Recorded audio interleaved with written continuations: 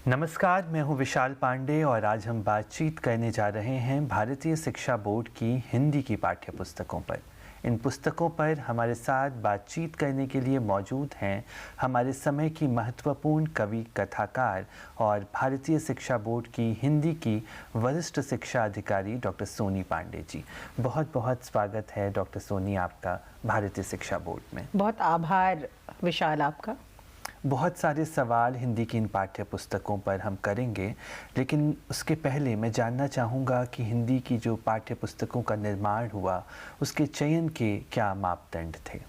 भारतीय शिक्षा बोर्ड की हिंदी की पाठ्य पुस्तकों का निर्माण करना एक बहुत ही चुनौतीपूर्ण कार्य था। हमारे सामने एक भाषा का इतना बृहद संसार है। हमारी भाषा, हिंदी भाषा का जो साहित्य है वो आदिकाल से लेकर के और आधुनिक काल तक एक बहुत लंबी यात्रा तय करके यहाँ तक आया है। तो विद्यार्थी अपनी भाषा के कौशल को समझें, हिंदी भाषा का जो साहित्य का इतिहास है उसके कालक्रमों को पहचानें और भाषाई जो कौशल हैं उसमें दक्ष हों। उनके अंदर साहित्य और भाषा के साहित्य के माध्यम से अपनी राष्ट्रीय चेतना का बोध हो, सांस्कृतिक चेतना का बोध हो।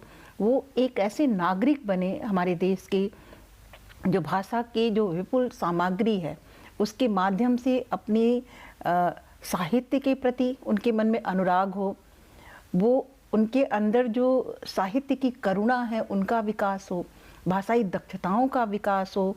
एनईपी और एनसीएफ की जो गाइडलाइंस हैं उनको भी हमने पूरी तरह से जो है अपनी पाठ्य पुस्तकों का निर्माण करते हुए, आप देखेंगे कि हमारी जो पाठ्य पुस्तकें हैं वो 100% राष्ट्रीय शिक्षा नीति और जो एनईपी और एनसीएफ की जो गाइडलाइंस हैं उनका पूरी तरह से जो है अनुपालन करती हैं। विद्यार्थी हमारी पाठ्य पुस्तकों के माध्यम से राष्ट्रीय चेतना से भरेंगे, समतामूलक समाज की जो स्थापना है उसके प्रति जागरूक होंगे, जो पर्यावरणीय चेतना है उसमें भी कुशल होंगे, जो बहुभाषिकता का ज्ञान है उसका भी उन्हें बोध होगा और जो भाषा का साहित्य है उसके विभिन्न कालक्रमों को वो जो है क्रमवार पढ़ेंगे। बिल्कुल सोनी जी, बहुभाषिकता पर मैं विशेष तौर से आपसे बात करूंगा, लेकिन मैं उसके पहले जानना चाहूँगा कि जो हिंदी की पाठ्य पुस्तकों में आपने समकालीन साहित्य को समाहित किया है, क्या वो पर्याप्त रूप से वहाँ दिखाई देता है? जैसा कि मैंने पहले ही कहा विशाल आपसे कि समकालीन साहित्य भी जो है हमारा एक हिंदी का बहुत ही समृद्ध संसार है साहित्य का, और हमारी पाठ्यपुस्तकों में उन्हें शामिल करने की सीमाएं हैं। फिर भी हमने कोशिश की है कि समकालीन साहित्य से जो प्रतिनिधि रचनाएं हैं और जो प्रासंगिक जो सार्वकालिक हैं, जो निरंतर जो हैं अपने समय से संवाद करेंगी और जो आगे चलकर भी उतनी ही आवश्यक होंगी जितनी आज हैं, हमने उन पर जो है विशेष तौर पे ध्यान दिया। और अब समकालीन कविता, कहानी, संस्मरण, उपन्यास, इन तमाम विधाओं से जो उनकी प्रतिनिधि रचनाएं थीं उनको हमने अपनी पाठ्य पुस्तकों में शामिल किया। आप देखेंगे कि 1 से 8 तक निरंतर जो है समकालीन साहित्य से भी हमने बिल्कुल नए लेखकों में, आप देखेंगे कि संतोष एलेक्स की कविताएं हैं जो मूलतः मलयालम भाषी हैं, उनके और हिंदी में भी लिखते हैं। हमने जसिंता केरकट्टा की कविता ली है। इस तरह से आप देखेंगे कि बिल्कुल युवाओं को भी हमने शामिल किया है। हमने नरेश सक्सेना जी की भी कविता ली है, हमने सफदर हाशमी जी की भी कविताएं ली हैं, हम सच्चिदानंद जोशी जी की भी कहानी हमने अपने पाठ्य पुस्तकों में रखा है, हमने प्रेमचंद की भी कहानियों को रखा है। तो आप देखेंगे कि प्रत्येक कालखंड की जो प्रतिनिधि रचनाएं हैं और जो विद्यार्थियों के लिए उनकी उम्र के हिसाब से, उनकी जो मानसिक चेतना के हिसाब से जो उनके लिए बहुत ही उपयोगी हैं, हमने उन रचनाओं को अपनी पाठ्य पुस्तकों में शामिल किया है। और इस तरह से अपडेट होना और अपनी पुरानी चीज़ों को भी संभाल के, विरासत को संभाल के लेकर चलना, वो हम इस पाठ्य पुस्तक में देख सकते हैं। मैं समकालीन साहित्य की बात कर रहा था, अब मैं क्षेत्रीय साहित्य की तरफ आऊँगा। इन पाठ्य पुस्तकों में इन पाठ्य पुस्तकों में जो लोक भाषा है, लोक संस्कृति है और क्षेत्रीय भाषाएं हैं, वो किस तरह से दिखाई देती हैं? देखिए, यदि हम भक्ति काल को शामिल करेंगे तो हम अवधि और ब्रज को शामिल ही करेंगे। तो आप लोक भाषाओं की बात यदि हम करें तो भक्ति काल का साहित्य जब हम लेते हैं तो ब्रजभाषा और अवधी का साहित्य स्वतः चला आता है। इसके अतिरिक्त लोक संस्कृति और लोक भाषाओं से विद्यार्थी परिचित हों। हमने छत्तीसगढ़ की पोरा तिहार, एक वहाँ का पर्व है, उसको वहाँ के बच्चे समझ सकें, हमारे विद्यार्थी जान सकें कि जो हमारा आदिवासी और जनजातीय समाज है, जो छत्तीसगढ़ का समाज है, अब तक हम बस कुछ कुछ मकर संक्रांति पढ़ाते चले आए हैं, होली पढ़ाते चले आए हैं, लेकिन ये पहली बार प्रयोग हो रहे हैं जिसमें आदिवासी और जनजातीय समाज के भी जो पर्व और त्यौहार हैं, जो उनकी संस्कृति है, आप देखेंगे कि कक्षा 1 से लेकर 8वीं तक जनजातीय महानायकों पर एक पाठ जो है निश्चित तौर पर केंद्रित है, ताकि हमारे विद्यार्थी उनसे भी परिचित हों जो कि इतिहास के पन्नों से गायब थे। तो पूरी की पूरी जो हमारी किताब है वो लोक संस्कृति और लोक भाषा का समर्थन ही नहीं करती है, बल्कि बड़ी ही खूबसूरती से भारतीय शिक्षा बोर्ड के पाठ्य पुस्तकों को पढ़ने वाले छात्रों से परिचित कराती है। बिल्कुल, हाशिए का जो समाज रहा है हमें दिखाई नहीं देता है, वो मुख्य धारा में, वो भी इन किताबों में दिखता है। मैं थोड़ी सी बात जो है वो क्रिएटिव थिंकिंग और क्रिटिकल थिंकिंग की करूँगा, जो इस किताब में भी देखने को मिलती है। सृजनात्मकता की बहुत सारी बातें हैं, जो गतिविधियां हैं उसमें सृजन करने पे विशेष तौर पे बल दिया गया है। किस तरह से ये संभव हो सका, और अगर क्रिटिकल थिंकिंग और क्रिएटिव थिंकिंग को आप इसमें देखती हैं तो किन उदाहरण के माध्यम से हमें बताना चाहेंगी?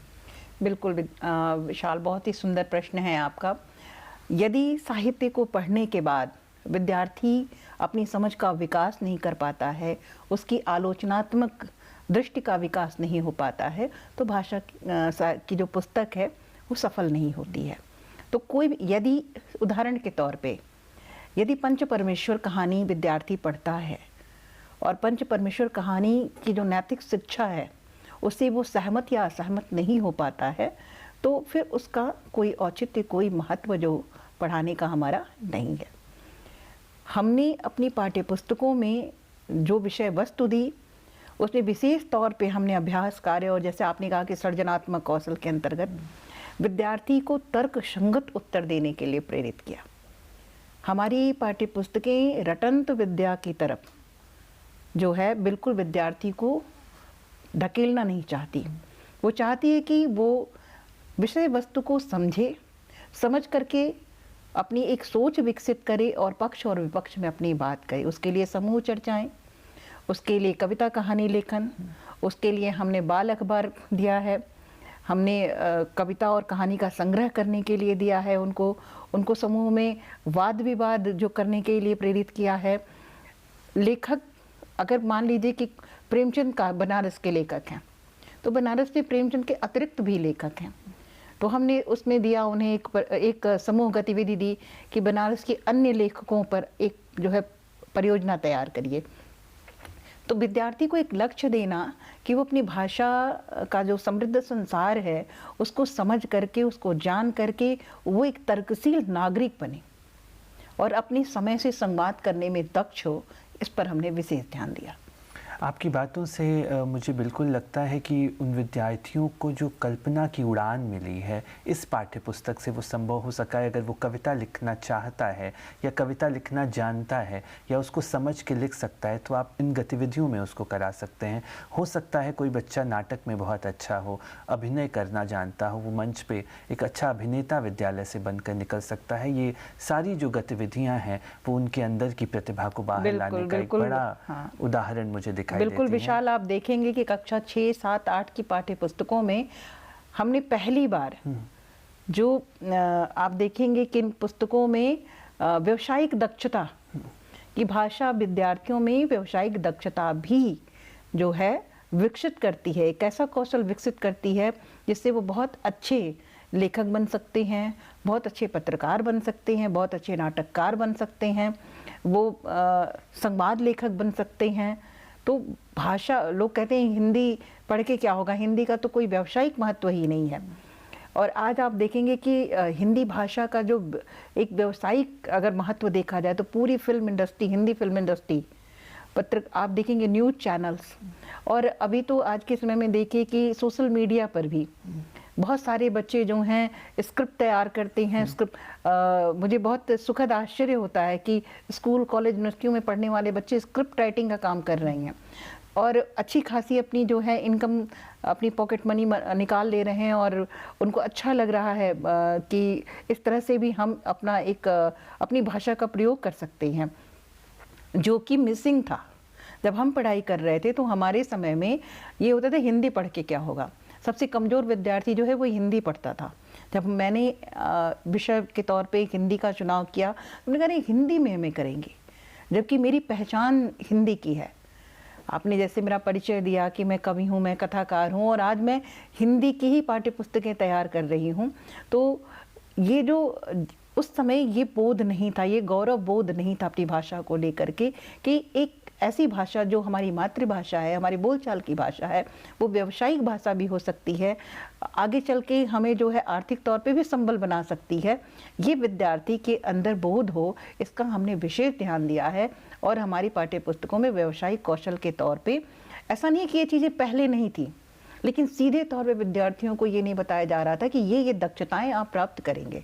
तो हमने विद्यार्थियों में ये आत्मविश्वास बढ़ाने की कोशिश की है कि आपकी भाषा, आपकी चाहे वो हिंदी ही क्यों ना हो, कोई भी मातृभाषा हो, आपको अपनी भाषा जो है कभी भी कमज़ोर नहीं बनाती है, बल्कि यदि भाषा का ज्ञान ना हो तो आप अभिव्यक्ति का कौशल कभी भी स्वयं में विकसित नहीं कर सकते, और न ही आप रचनात्मक हो सकते हैं।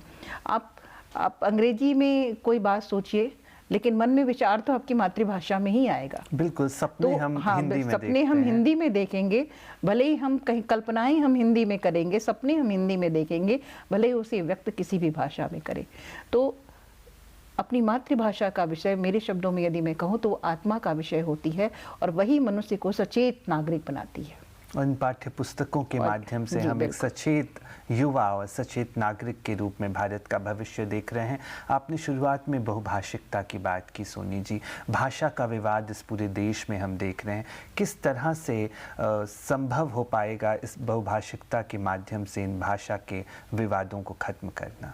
बिल्कुल, ये बड़ी चिंता है, और हम खास तौर पे हम यानी भारतीय शिक्षा बोर्ड इस पर गहन चिंतन मंथन किया, और हमारे चेयरमैन डॉक्टर एनपी सिंह ने इस पर बहुत सारी बैठकें उन्होंने बुलाई कि किस तरह से जो है हम अब भाषाओं के विवाद को ख़त्म करें, और प्रत्येक बच्चे को भारत के अपनी भारतीय भाषाओं से प्रेम करना सिखाएं, और हर भारतीय बच्चा कम से कम भारत की 2-3 भाषाओं का जानकार हो, ताकि जो भाषाएं जो हैं वो दूरियां हैं, भाषाई दूरियां हैं, उसके बीच जो एक सेतु बने, एक पुल बने, जिसके माध्यम से हमारे जो भारतीय बच्चे हैं, जो भावी पीढ़ी हैं, वो एक दूसरे से जुड़ाव महसूस कर सके, जुड़ सके। उत्तर का बच्चा जब दक्षिण जाए तो वहाँ की 1-2 भाषाओं को जाने, और जब दक्षिण का बच्चा उत्तर आए तो यहाँ की भाषाओं को जाने। इस पर अंततः इस निष्कर्ष पे हम पहुँचे कि हमें बहुभाषिकता को बड़ी खूबसूरती से अपनी पाठ्य पुस्तकों में शामिल करना है। तो आप देखेंगे कि बहुभाषिक शब्द हम सब एक हैं, एक हमने टॉपिक दिया, एक शीर्षक दिया है, और उसके अंतर्गत प्रत्येक पाठ के कुछ शब्दों को, जो भारत की 22 भाषाएं हैं संवैधानिक तौर पे, जिनको हम भारतीय भाषाएं मानते हैं, उनके शब्दों को हमने हर कक्षा 1 से लेकर 8वीं तक दिया है। ये हम 12वीं तक दे रहे हैं, 8वीं तक के बच्चों के बीच किताबें आ चुकी हैं, और इस वर्ष हम 11वीं तक की किताबें भी विद्यार्थियों के बीच भेज देंगे। लेकिन 1 से लेके 8वीं तक वो शब्द पढ़ रहे थे, लेकिन हमने 8वीं से एक नया प्रयोग किया। यहाँ पर भी चेयरमैन साहब के दिशा निर्देश पे हमने काम किया, और चेयरमैन साहब ने एक शोध कराया कि मनुष्य का जीवन कितने वाक्यों के बीच गुजरता है, और कितनी आवश्यक वाक्य हैं हमारे लिए। तो हमने पाया कि 60 वाक्य हैं जिनके इर्द गिर्द हमारा पूरा जीवन घूमता है, और यदि उन 60 वाक्यों को हम सीख जाएं बोलना, तो हमारा जीवन जो है बड़े आराम से बीत सकता है। तो उन 60 वाक्यों का हमने 22 भाषाओं में अनुवाद कराया, और 8वीं से हम 3 भाषाओं में 60 वाक्य दे रहे हैं। पहले बच्चे शब्द सीख रहे थे, 8वीं से हम बच्चों को वाक्य सिखा रहे हैं, और ये मूल्यांकन होगा इनका, जो इंटरनल एग्जामिनेशन होंगे 20 मार्क के, उसमें एक मूल्यांकन इस बिंदु पर भी होगा कि प्रत्येक बच्चे को उन 3 भाषाओं में से कम 2 भाषा में बोलने का कौशल अवश्य विकसित करना होगा। उस पर उन्हें कुछ विशेष नंबर मिलेंगे। तो इस तरह से बच्चे जो है सीखेंगे, और जो स्कूलों से इनपुट आ रहे हैं, जो शिक्षिकाएं हमें बताती हैं कि बच्चे बड़े प्रेम से शब्द सीखते हैं, और वाक्य सीख रहे हैं, बच्चों को आनंद आ रहा है इन शब्दों को सीखने में और वाक्यों को बोलने में। तो बड़ी खुशी खुशी बच्चे इसे सीख रहे हैं और ये एक उम्मीद है। भारतीय शिक्षा बोर्ड की ये कोशिश जो है एक बहुत ही सुखद जो है कोशिश है, जो निस्संदेह जो है जो बहुभाषिकता की जो समस्या थी उसका निराकरण ही नहीं करेगी, बल्कि भाषाओं के बीच की जो भी दूरियां हैं उनको मिटाएगी। मुझे लगता है ये एक बड़ी खाई को भी भरेगा और एक पुल तो बना रहा है बहुभाषिकता इन पाठ्य पुस्तकों के माध्यम से। मैं व्याकरण के संदर्भ में कुछ सवाल आपसे लेना चाहूँगा, जो भाषा शिक्षण के संदर्भ में है, जो व्याकरण और जो रचनात्मकता है उसके बीच में किस तरह का संतुलन बना पाई हैं ये हमारी पाठ्य पुस्तकें। जैसे व्याकरण कितना आवश्यक है आप जानते ही हैं। व्याकरण भाषा का अनुशासन है। विद्यार्थी को व्याकरण के माध्यम से जो है भाषा के अनुशासन का बोध होता है। तो हमारी सभी पुस्तकों में हम 5वीं तक कोई अतिरिक्त पुस्तक नहीं लगा रहे थे। हालांकि विद्यालयों ने कहा कि नहीं, हमारे अभिभावक चाहते हैं कि व्याकरण की अतिरिक्त जो है सामग्री बच्चों को उपलब्ध कराई जाए, लेकिन आवश्यक व्याकरण के टूल्स जो हैं, जो उसके जरूरी जो व्याकरण के बिंदु हैं, वो हमारी पाठ्य पुस्तकों में अभ्यास कार्य में कक्षा 1 से लेके 8वीं तक लगातार निरंतर हम दे रहे हैं, ताकि बच्चे भाषा के जो व्याकरण के जो तत्व हैं उसको निरंतर पढ़ें, निरंतर जानें। बहुत सारी जगहों में आप देखेंगे कि बहुत सारे विद्यालयों में आप देखेंगे कि व्याकरण बिल्कुल छुआ ही नहीं जाता है। नतीजा ये है कि हिंदी भाषा का व्याकरण विद्यार्थियों का निरंतर कमज़ोर होता चला जा रहा है। हमने इस तरीके से, आप हमारी व्याकरण की पुस्तकें देखेंगे जो हमने 1 से लेके 5वीं तक के लिए, 3 से लेके 5वीं तक के लिए 3, 4, 5 की जो व्याकरण की हमने मेधा बनाई है, वो पाठ्यपुस्तक, व्याकरण की पाठ्यपुस्तक बच्चों को लगेगी ही नहीं। विद्यार्थी किसी कॉमिक स्टोरी की तरह व्याकरण पढ़ेंगे और बहुत आसानी से जो है हंसते हंसते खेलते खेलते जो है व्याकरण सीख जाएंगे। तो हमने जो व्याकरण को बहुत बोझिल बना दिया गया था, जो व्याकरण पढ़ने से बच्चे भागते थे, उसको भी बच्चों की आनंदमय कोश से जोड़ा और उसको इस तरह उसकी प्रस्तुतिकरण भारतीय शिक्षा बोर्ड ने की कि विद्यार्थी खुशी खुशी जो है हमारी पुस्तकों के माध्यम से व्याकरण को सीखेंगे। व्याकरण की बात करते हुए जो सबसे महत्वपूर्ण बात मुझे दिखाई देती है इन पुस्तकों में, वो मानवीय मूल्य की बात करूं, राष्ट्रबोध की बात करूं और पर्यावरण की बात करूं, ये 3 महत्वपूर्ण बिंदु इस पाठ्यक्रम में, इन पाठ्य पुस्तकों में उभर कर आते हैं। कितना आसान और कितना कठिन था इन सबको एक पुस्तक में समाहित करना। बहुत मुश्किल था। हमें गागर में सागर भरना था। हमें एक पुस्तक के माध्यम से, क्योंकि जो बस्ते का बोझ है वो निरंतर कम करने की बात होती है। और एक शिक्षक के तौर पे, एक अभिभावक के तौर पे मुझे भी लगता था कि एक बच्चों पे कई कई पुस्तकों का बोझ डालने से बेहतर है कि एक किताब में सबको समाहित किया जाए। तो ये बहुत ही मुश्किल काम था, बहुत चुनौतीपूर्ण काम था, लेकिन हमारी समिति ने, हमारी टीम ने इसको आसान बनाया। हमने बहुत श्रम किया। हमारी कमेटी में, जैसा कि सभी लोग जानते हैं, हम पहले भी हिंदी की जो भी हमारी पॉडकास्ट में उसमें हमने बताया है कि पद्मश्री रामदर्श मिश्र जी कमेटी के अध्यक्ष थे, अब वो नहीं रहे। उनकी दिशा निर्देश में, उनकी अध्यक्षता वाली कमेटी में सुधीश पचौरी जी, क्षमा शर्मा जी, ममता कालिया जी, मदन कश्यप जी, ओम निश्चल जी, सूर्यनाथ सिंह जी जैसे वरिष्ठ साहित्यकार और डॉक्टर प्रमोद दुबे एनसीईआरटी के पूर्व आचार्य, ये सारे लोग, संजय गुप्ता जी बीएचयू में जो हैं वो साइकियाट्रिक हैं और हेड हैं मनोविज्ञान विभाग के, उनको जोड़ा गया। और बहुत सारी चीज़ें जो थी, जो बहुत ज़रूरी चीज़ें थी, जैसे बच्चे का बाल मनोविज्ञान और शिक्षण अधिगम, बच्चे के बाल मनोविज्ञान को समझते हुए और जो शिक्षण के जरूरी टूल्स हैं शिक्षण अधिगम के, उनको किस तरह से पाठ्य पुस्तक में पाठों के साथ शामिल किया जाए, इस पर निरंतर हमने कार्यशालाएं की। और इस लगातार की कोशिश में, कहते हैं ना कि करत करत अभ्यास जड़मत हो रसरी आवत जात के सिल पर पड़त निशान, तो बिल्कुल उसी प्रक्रिया में निरंतर घिसते हम निरंतर हमारी कोशिशों से हमारी पाठ्य पुस्तकें तैयार हुई। और अंत में थोड़ा सा जो है अब ये लगता है कि नहीं, हमने ये कर लिया, जो कि बहुत आसान नहीं था। आने वाला जो समय है, जो आने वाला युवा है, साहित्य के माध्यम से समृद्ध होगा और हम एक सुंदर भविष्य की, एक सुंदर भारत की परिकल्पना कर सकते हैं। बहुत बहुत धन्यवाद सोनी जी हमारे साथ जुड़ने के लिए। धन्यवाद विशाल। हमारे साथ बातचीत कर रही थी भारतीय शिक्षा बोर्ड की हिंदी की वरिष्ठ अधिकारी और कवि कथाकार सोनी पांडे जी, जिन्होंने बताया कि भारतीय शिक्षा बोर्ड की हिंदी की पाठ्य पुस्तकें किस तरह से भाषा की खाई को भरने का और एक पुल बनाने का काम कर रही हैं। हम उम्मीद कर सकते हैं कि भारत का भविष्य उज्जवल होगा। नमस्कार।